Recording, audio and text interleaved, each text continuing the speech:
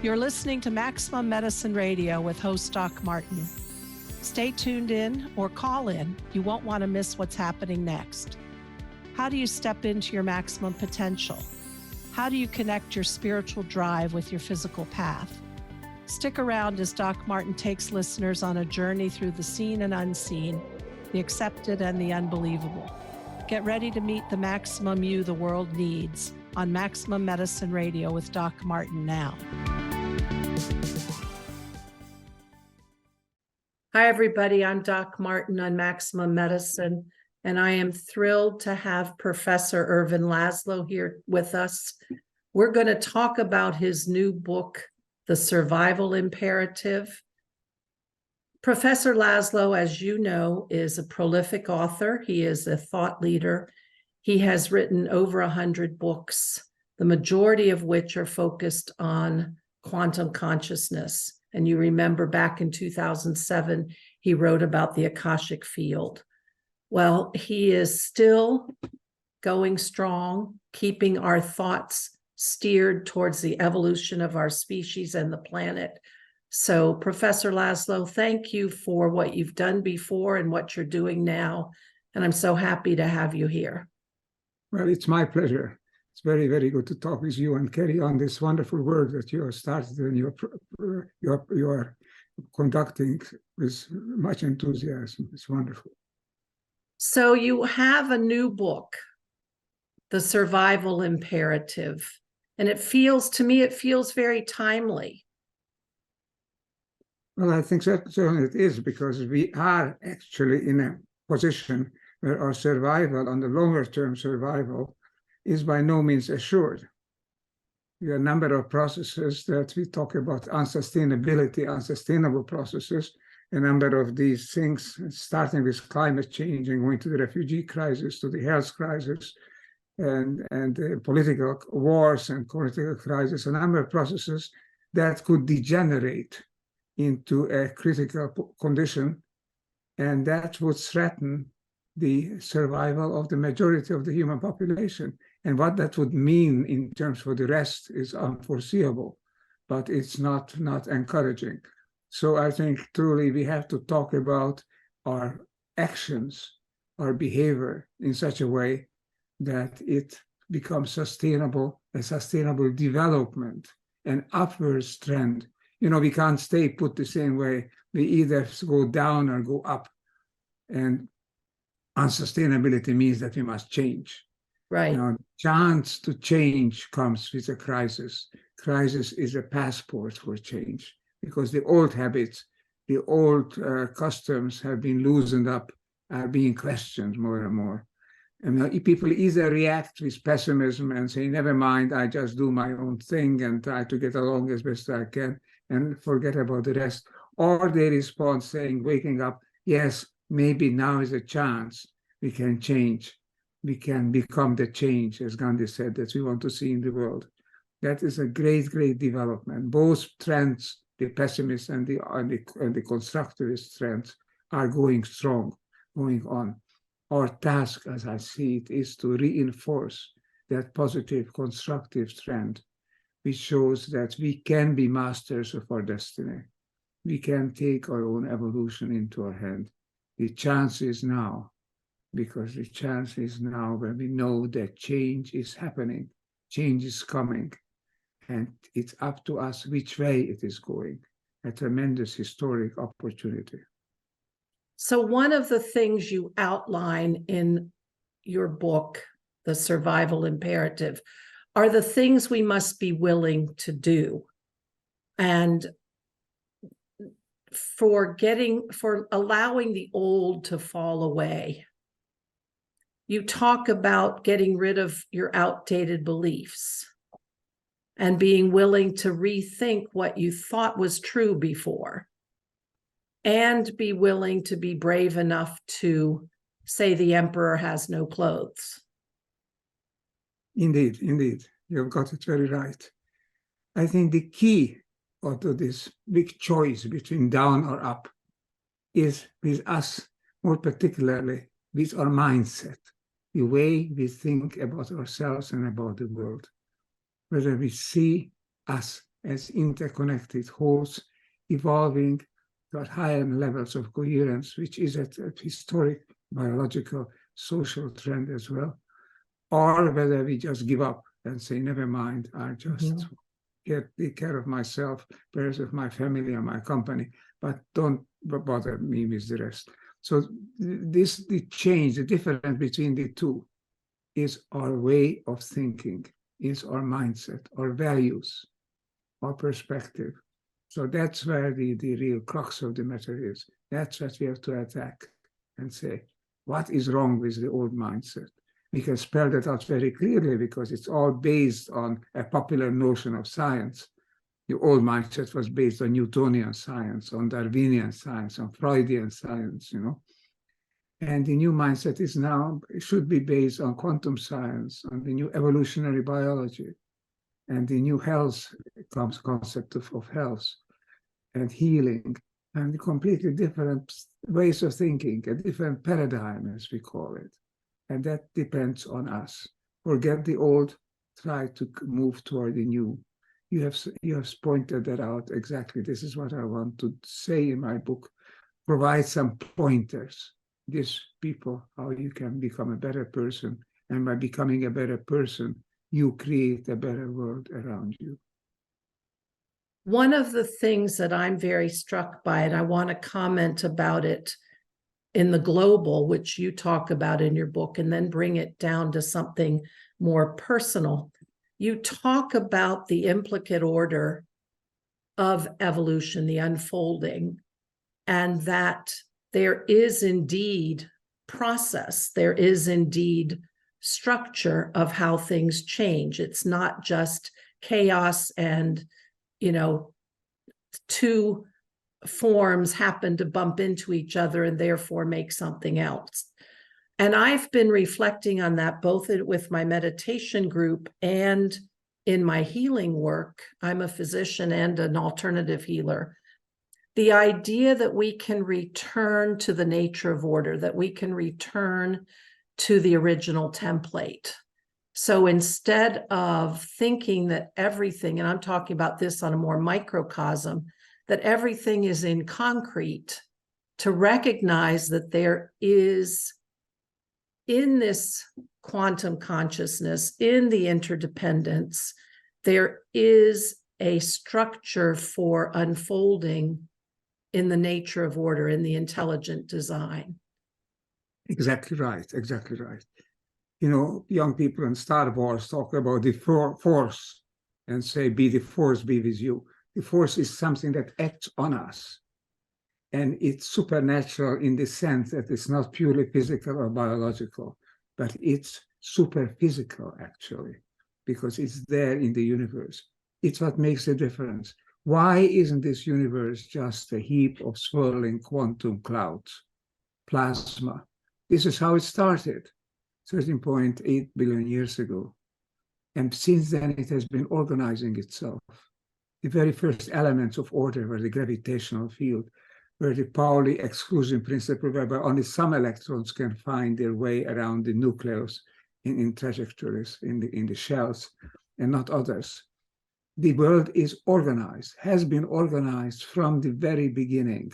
We count evolution to have started, the evolution of this universe. We don't say the all possible universes. The cosmos is maybe larger, but evolution of this universe, the birth of this universe, started with the Big Bang. As could be, of course, a repeating event, but this universe started at that time.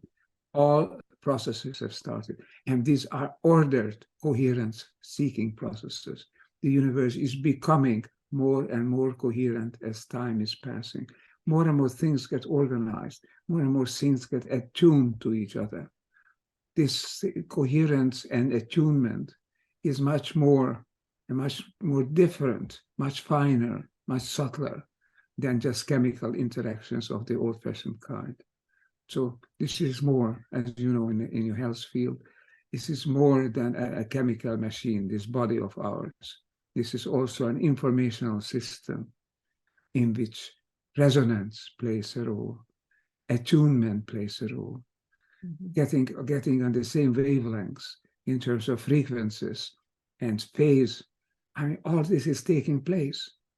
This universe is not a random universe. It couldn't be. It turns out when you make calculations, the complexity of the elements of this universe, including the beings that have emerged on Earth, is such that random processes are very, very unlikely to have led to it. As we say, random processes. If a blind monkey paging through, sitting at a typewriter, it will eventually type out the collected works of Shakespeare. Sure, given infinite time. We don't have infinite time. Right. We had that period since the Big Bang. And in that period, it's unlikely that the DNA of a fruit fly would have come about purely by chance processes. There is order, coherence behind it, underneath the world. And that is our big chance to recognize it, to align with it, to go with the force and not neglect it or even go against it. That's the big challenge. We can meet it. This is our chance to meet it. And here, with people like yourself, we have a chance to create better health because we know that our body is a natural system and a system ordered and oriented toward higher and higher levels of order and coherence, not mechanical order, not biochemical order either, information order. You mentioned the implicate order. These are terms used in the quantum physics by David Bohm especially. The implicate order is simply the force that underlies all things. It orders by so-called hollow movement. It orders what is called the explicate order, which is the world as we experience it, the world of space and time, of atoms and molecules and cells.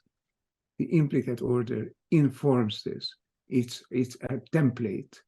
It's the basic structure which is being carried forward and applied as the interactions proceed in the explicate order.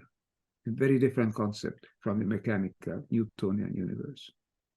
What I love about coherence and resonance and attunement is not only are those things what we need to do with our consciousness, with our interdependence of all living creatures, but also what we need to do in our daily life, because those concepts are indeed overcome our intolerance,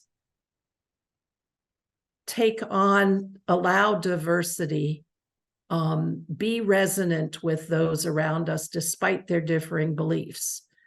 Those are daily actions that can hold the same energetics as these more perhaps esoteric concepts. Fortunately, the human consciousness also has a deeper template. It has something which moves that consciousness towards recognition of our similarity, even of our oneness. Mm-hmm. And the way this is expressed in our psyche is through this old-fashioned but powerful concept of love. We feel some attraction. We feel something, a love toward other things with which we can unite, with which we can join together. We are not little mechanical little balls of a Newtonian, marble balls of a Newtonian universe. We are highly complex, ordered, coherence-seeking systems. And that means that we can express this. We can feel it, we can act accordingly, and we can recognize it. When young people talk about universal, unconditional love, they are on the right track, exactly. Unconditional.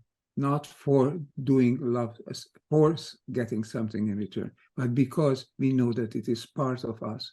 We are at a universe where all things move together, move toward each other. The Great Upshift, by the way, the title of my very latest book will be published in October, called The Great Upshift. This is the message that we'll try to get across. Yes, the survival imperative and the Great Upshift are elements of this hollow movement toward higher levels of order and coherence. We can align with it, we can join it, We can go with the force, and then we'll thrive.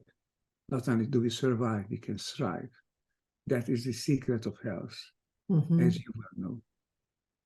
So in our last few minutes, what advice or guidance would you give the listener, the reader, of how ways to take action in their daily life? Well, a few pointers I'm trying to give in this book. You mentioned yourself about trying to revise our beliefs or the way that we think the world is, a worldview. That's one thing. But there are so many ways that we can go about this. We can get it from the new sciences. If you read the new science books, I just now got it under my hand, a new book by Deepak Chopra that hasn't been published yet. He has sent it to me to asking for an endorsement, which I'm delighted to do. It's precisely that. It's the quantum universe, the quantum body in the quantum universe.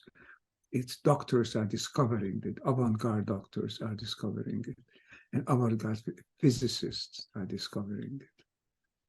That is the advice I would say is listen to science on the one hand, but listen to your own experience, to all natural inclination. We all have an inclination toward joining forces with others. I've lived through the very last days of World War II in my native city, Budapest in Hungary. And I've witnessed almost a miraculous reordering of chaos. As the Russian army came in and they defeated the Nazi army, there was almost total chaos. And the things started ordering themselves. And there was a sense of rejuvenation, of coming together from the chaos, finding how we can work together. Solidarity is born when we are in crisis, not only selfishness and self-ordering. Solidarity, working together, is deeply embedded in us. This is a tendency. And I would say, listen to that tendency.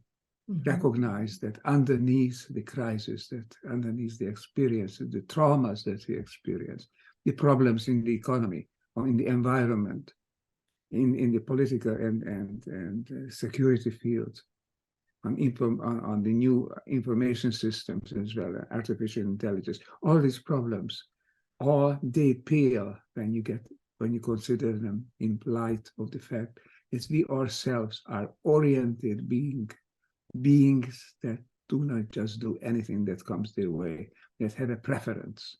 This preference, it's been called the life force, it's been called the evolutionary force, evolutionary impetus. There are so many names have been given to it. It's more than blind mechanical interactions between atoms and molecules, much more than that. It is a dynamic sense of becoming whole, becoming one through this force, which is so difficult to identify, but it's more than anything that we can do. It's still really the movement of the universe toward wholeness. Recognize it, allow it to guide your steps. Don't force it. It's not something we have to dictate. It's something we have to allow to surface, to become a part of our conscious daily existence. It's called illumination. It's called a higher spiritual level. It may be mysterious, but it's not just pure miracle. It's not ununderstandable. It's the basic force that holds the atoms together in molecules, holds the molecules in cells and the cells in organisms. That is the key element in this universe and the key to our health. Going with it, we are healthy and we thrive. That is the message, I would say. Allow it for deep consciousness, the sign force, and then to go with the force.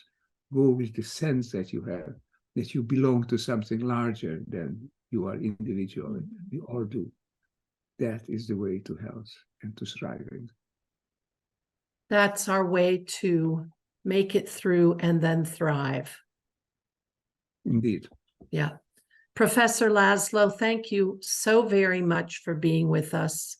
I will send you the link when we do post this. I'm going to edit it and put in some more and give the listener some detail. But I appreciate you. I have learned so much from your books and from your thinking. So on the behalf of myself and the listeners, thank you so very much. Thank you for this interview and for the work you are doing. It's absolutely necessary, absolutely vital. So I was very pleased to have this chance to talk with you. Thank you. Good night. Good night, then.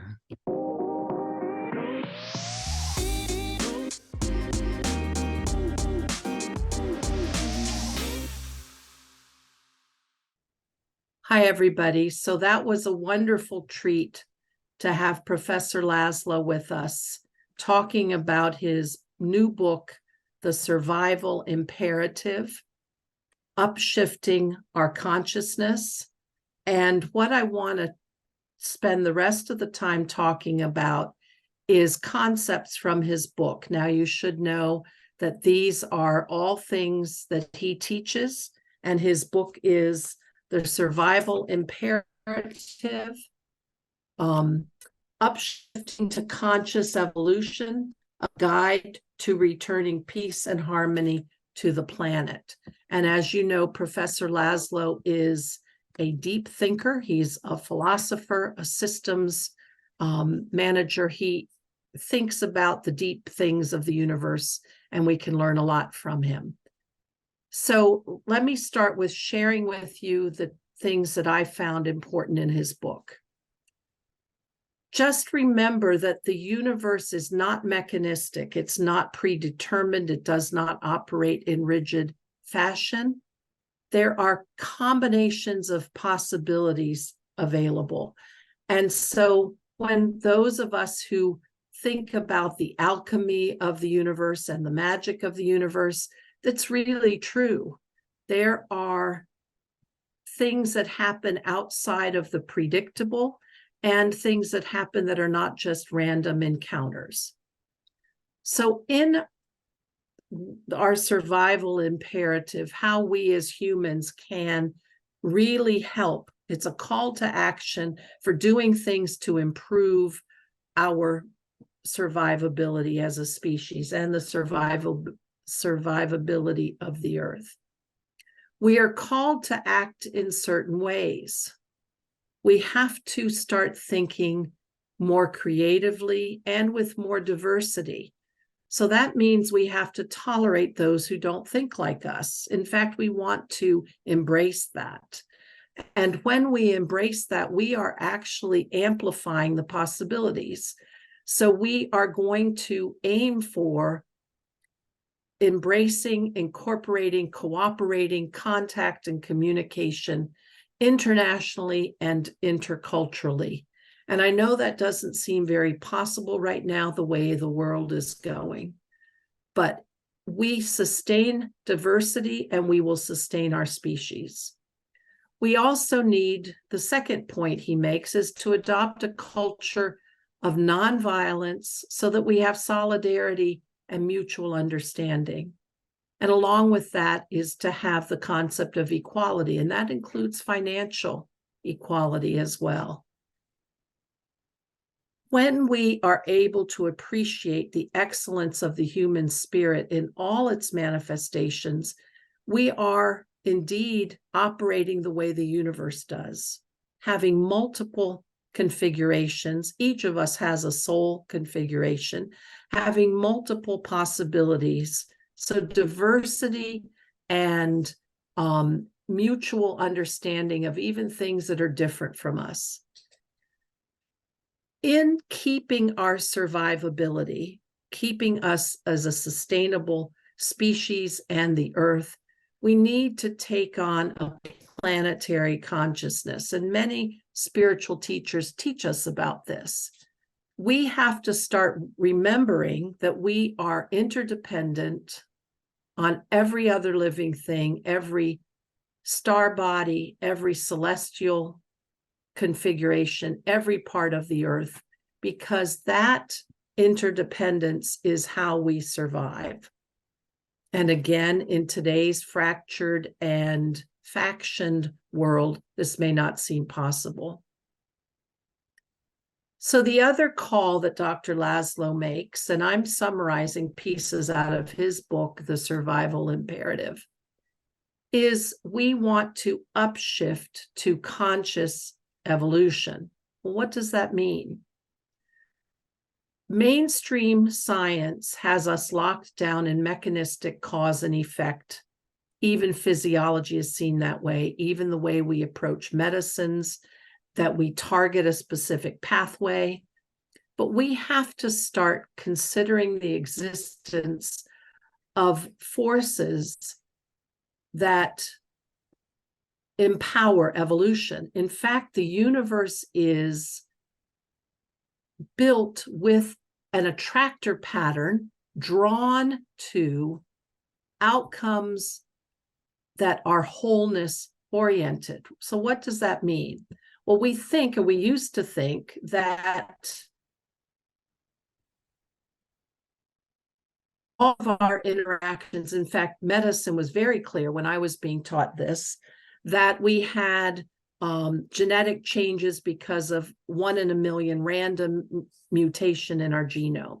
Well, we now know that that is not true, that there is more than this slow-moving mechanistic random mutation idea, that there is actually an attractor pattern in the universe attracted to the orientation towards wholeness.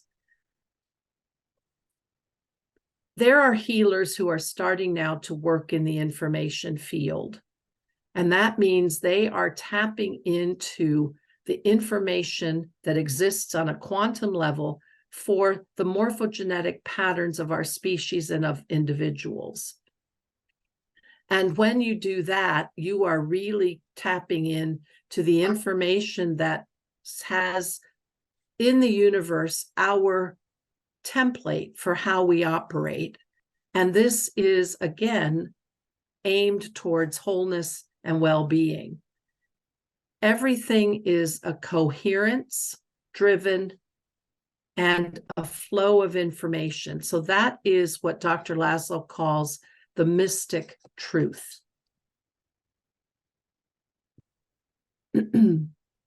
One of the other things that is important is we have to change our individual thinking. We have to be willing to create fundamental change, and that is even within ourselves, because our current world situation is unsustainable. How do we do that? Well, one of the first things that we can do is to forget things that are obviously insane. Stop believing things that are obviously insane. And he calls on us to question irrational practices. Well, what does that mean? Well, he brings up some examples that we have weapons, but they're more dangerous than the conflict they're actually being used in. We have this incredible overproduction of food in the world, and yet so many people are in abject poverty. Question those kinds of practices. That doesn't make sense in the big picture, in the big realm. So when people start to try to put that in front of you and say that this is the way to go, it's time to say, no, doesn't make sense. That's an insane belief. We also want to question what we've previously aspired to. We aspire to efficiency, that we can make it because we can and we're so good at it. But is it really a necessary thing? Does it benefit us? Just because it can be produced doesn't mean that it's beneficial. And I don't know how many of you out there are blues enthusiasts, but I am.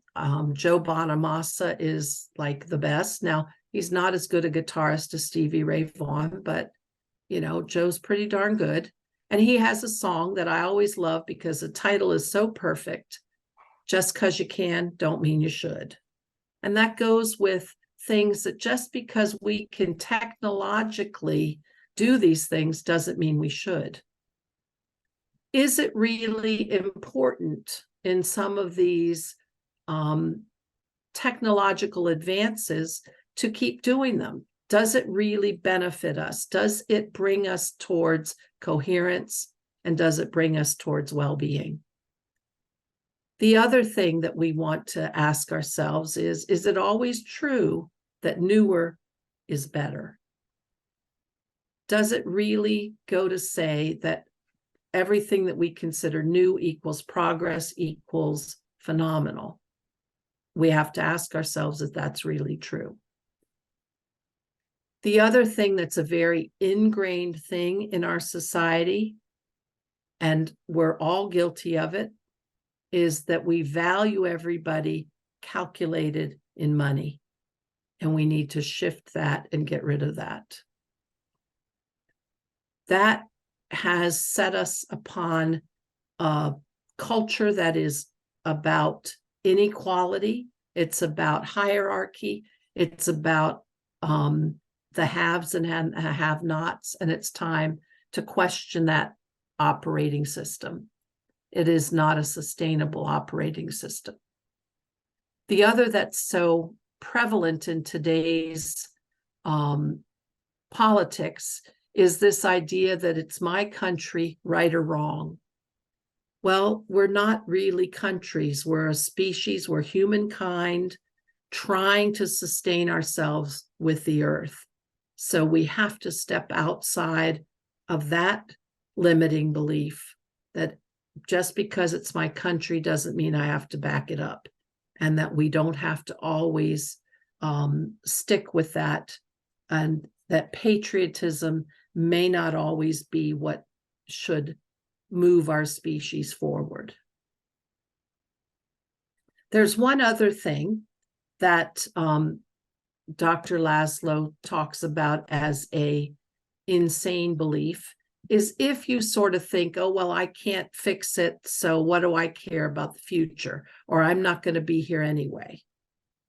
And those of you who may remember my interview recently with Stefan Schwartz, one of the great laws of change, to be a change agent, was for you to believe in something even if it didn't happen in your lifetime, because you are putting your energy out to the future.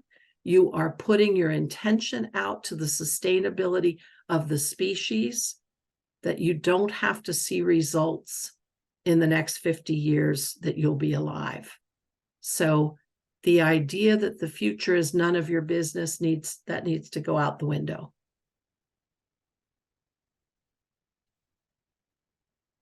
And we'll just take a short break here, and we'll be back in a minute to talk more about Professor Laszlo's book, The Survival Imperative, Upshifting to Conscious Evolution. We'll take a short break.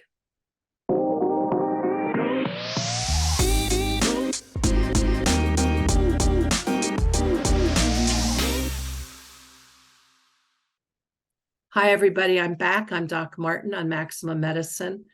I'm summarizing, following the interview with Professor Laszlo, and summarizing the concept in his book, The Survival Imperative, Upshifting to Conscious Evolution. Now, you've heard me rave on and on about Professor Laszlo. He's an incredible thinker, a genius, and very tapped in to the quantum field and the universal and our interdependence. And so I am just breaking down for you some of the ideas in his book. These are his ideas. I am not taking any credit. I'm just hopefully teaching you about them and things that I found were very powerful when I read this book. So we talked about being willing to get rid of insane beliefs and to change our thinking and to question. Well, the other thing we have to do is be willing to get rid of beliefs that are outdated. We used to think that the environment was inexhaustible. I see this in Pennsylvania where I live. People are logging. They are cutting all the hardwoods. I should probably not talk about this too much. It gets me upset. But every time that happens, I think, do you realize some of these trees are 150 years old, and you're just taking it and thinking that trees are going to spring up everywhere and replace it. It's not going to happen if we don't have a sustainable practice. So the idea that the environment is inexhaustible reservoir, that's not true. We need to get rid of that belief. That's outdated. Another outdated belief is life is a struggle where only the fit survive. Well, each of us has an information field in our field connected to the universal, where there is a trophic pattern, an attractor pattern to move towards well-being and coherence to health and to resonating with the original species morphogenetic field. So it's not just about how you've got to scramble, or if you're the fittest, you're going to get to the top. Life is welling up inside of us. We are filled with the flow of life force. And when we can resonate with that universal field, we can continue to be in harmony with our original morphogenetic pattern. So we have to get rid of that outdated belief. Another is what we see in action, that the more you consume, the better you are. Well, that's kind of like being valued on money. So you can have 3 cars, or you can have a really expensive car, or your house can be $1 million home, or all of these things that you can acquire and consume doesn't make you better. And it doesn't help your energy field resonate with the universal field. It does not help you resonate towards sustainability of our species. So that is an outdated belief. Now, I know many of you were my generation, where we were taught by our parents that there are things you want to acquire to show that you've made it in the world. Well, we should probably change that thinking. Why don't we instead think about how do we make a difference in the world, regardless of how the house we live, the car we drive, regardless of those material constructs that do not give us value. They do not make us better in terms of the survivability of the human species. Another outdated belief is that everything is reversible. Well, it's not true. The environment is one of those key places. And I know you guys have seen pictures of plastics in the ocean and the numbers of fish that are dying and the whales that are beaching because of different change in sounds from the boats going by. This is not all reversible. And we have to start thinking as global and universal citizens and our interdependence in order to help shift some of these problems. So what are the shifts? And again, these are Professor Laszlo's teachings to us from his book, The Survival Imperative. Shift yourself away from competition to reconciliation and partnership. Now, I thought about this for myself because, we all think that we're doing so great and we're all so proud of ourselves, but it's harder to look at our shadow sides. I go into competition with others around me when I'm afraid that I'm not good enough, or I'm afraid I don't make a difference. I've seen that in groups in my spiritual community. We're supposed to be so elevated. I've had moments where I'm not so elevated. So I have to do my own work in terms of partnership, in terms of recognizing, again, this speaks to tolerating and embracing diversity, cultural diversity, to connect and communicate that the universe is filled with diverse things. And I think about that when I think about the energetics and each of us having call it our soul frequency. Why not have 1 million, trillion, billion, anyway, tons? So I have to get over my shadow side in order to really make this shift. And you can too.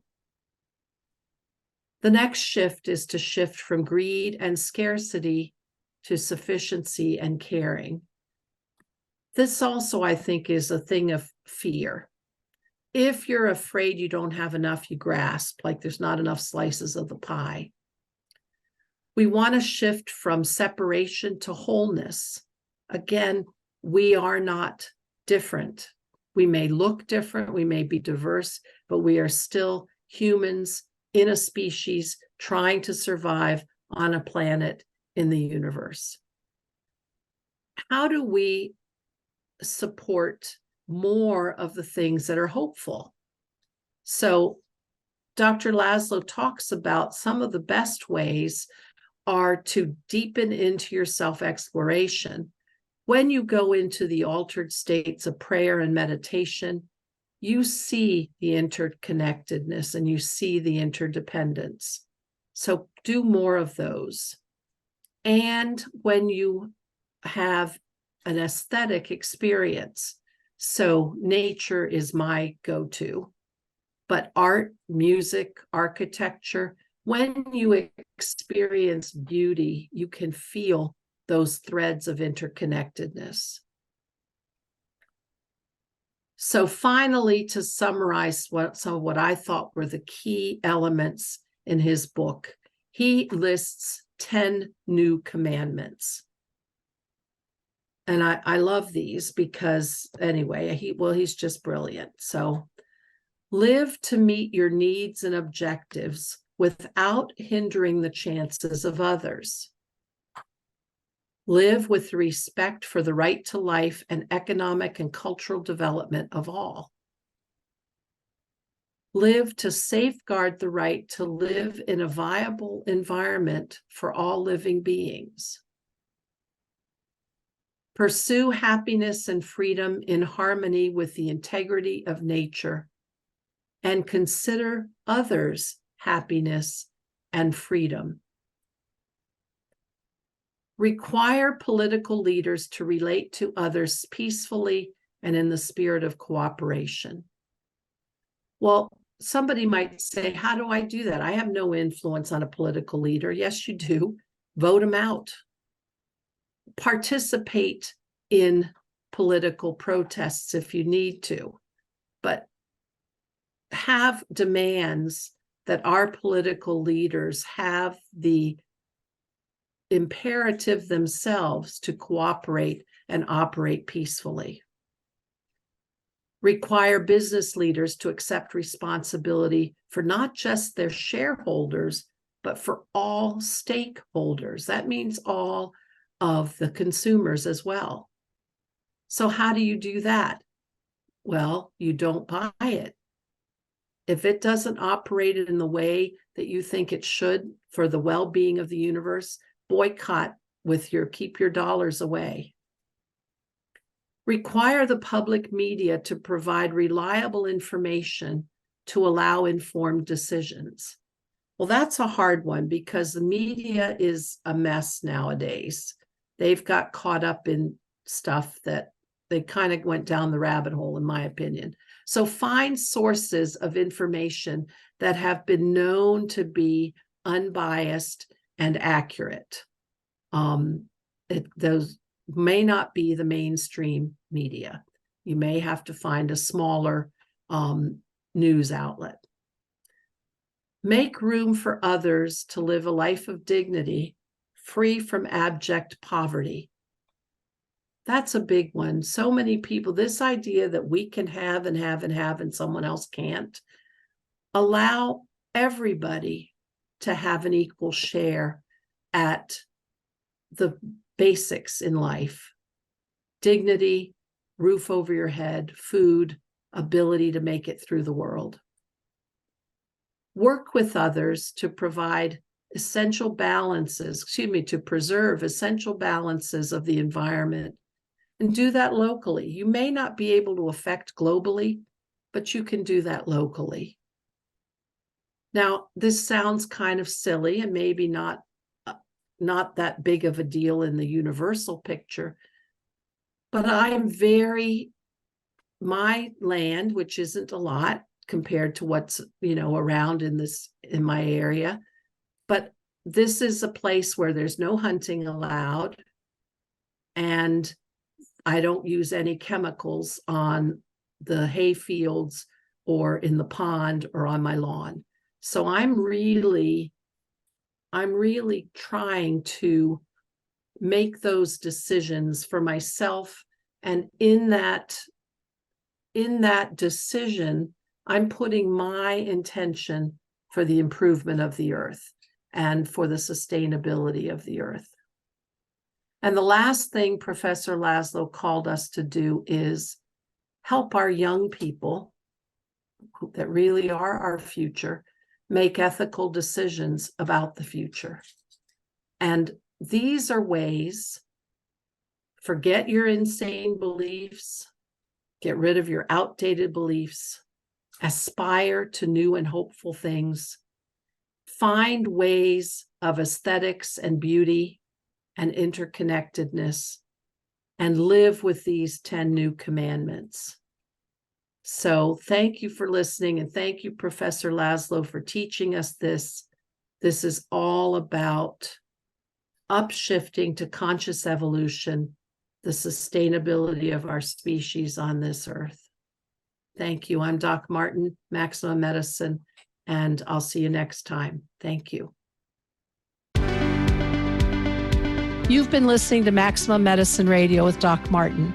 Tune in next time while the doc talks health, spirituality, and the impact your beliefs have on every part of who you are, body and soul. Doc Martin unpacks the challenges we face as human beings and teaches callers to open the door between the scientific and the mystical. To learn more about Doc Martin and Maximum Medicine, visit www.sharonmartinmd.com.